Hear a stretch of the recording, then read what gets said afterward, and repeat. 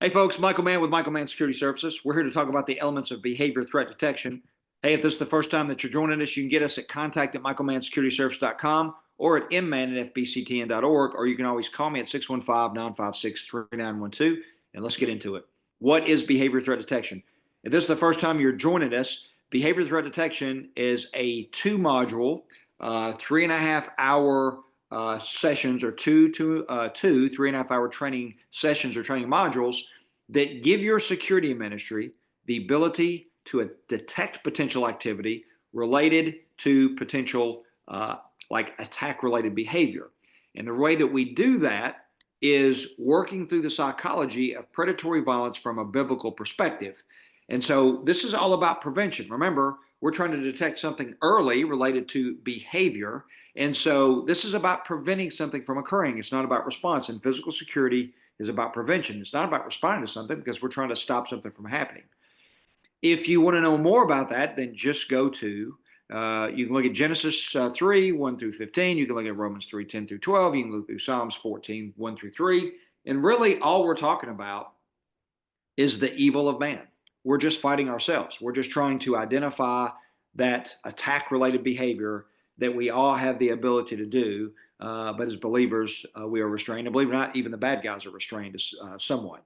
And so we're taking a biblical approach to detecting this.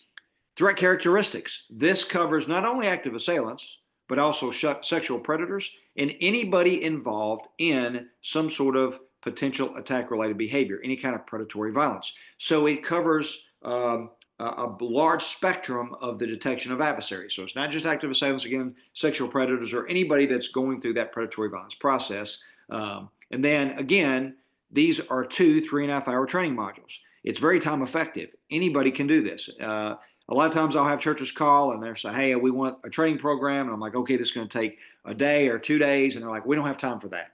People don't want to give up a Saturday, or they don't want to give up a whole Sunday afternoon.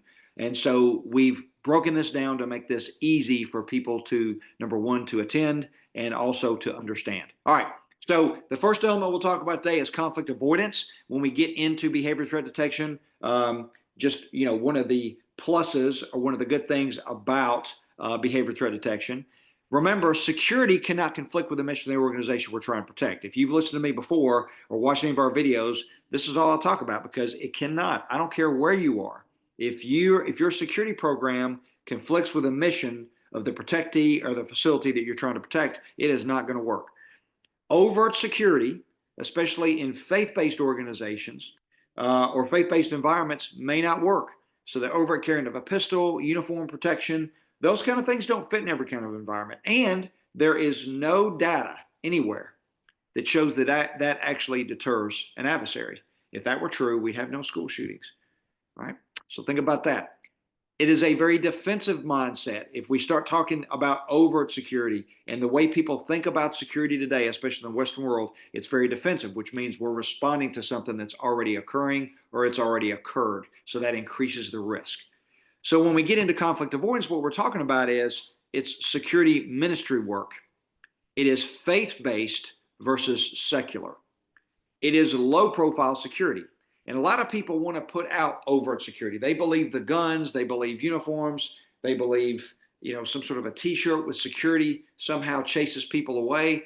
Well, not someone going through the predatory process. It does not. If you've got questions about that, email me and I'll forward you studies that prove this, not just from us, but studies from the U.S. government, from private organizations have been looking at this for years. Okay. So it's a low profile approach. The adversary will completely understand who we are because they're going through that predatory process. And they don't have to be a terrorist, a trained assailant.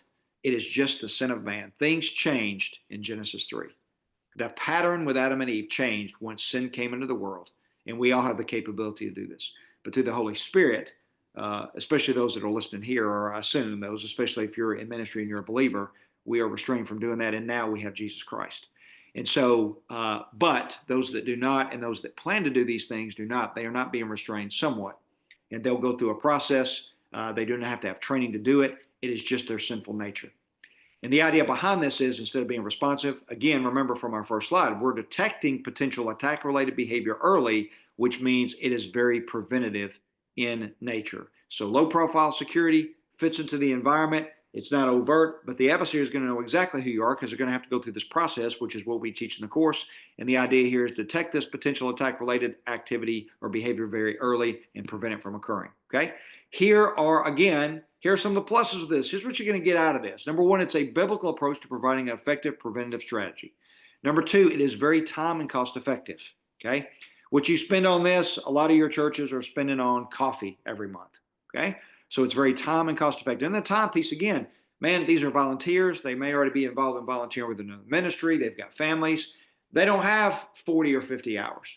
They don't have that much time to actually learn to get out there and put them on post. And some of you guys don't have the resource to do that either. So it's very time and cost effective. We can add other programs to this, but we believe this is the most important program that we teach. Everything from this all the way down to the ARM programs, this is the most effective piece of training that we can provide you. You can prove your return on investment long term because later you can show that obviously you can engage other ministries with this. It just doesn't work with security. This works with your ushers, your greeters, your children's ministries. There are value-added services to this. You're not only providing services and security related, and of course they're volunteers, so they're not costing much. You're also the ushers and greeters. You can be. And this reduces risk because it's preventative in nature. So when we start talking about people carrying weapons or responding, and that's what they're thinking about, if their mindset is the gun, then all they're going to see is threats potentially. And that creates a unacceptable risk for the church. And we want to stay away from that. Okay? All right. Again, guys and ladies, if you want to get a hold of us, contact at michaelmannsecurityservice.com or mmann@fbctn.org. Or you can give us a call anytime at 615-956-3912 if you have any questions. Be glad to walk you through the process, what this looks like, how long it takes, why it's effective. I've got numerous case studies and case studies at where I'm at full-time, providing security for a large church or churches, and at other churches or other faith-based organizations that have been customers of ours in the past where this has worked. Okay? Remember, folks, also, it is about prevention, not response.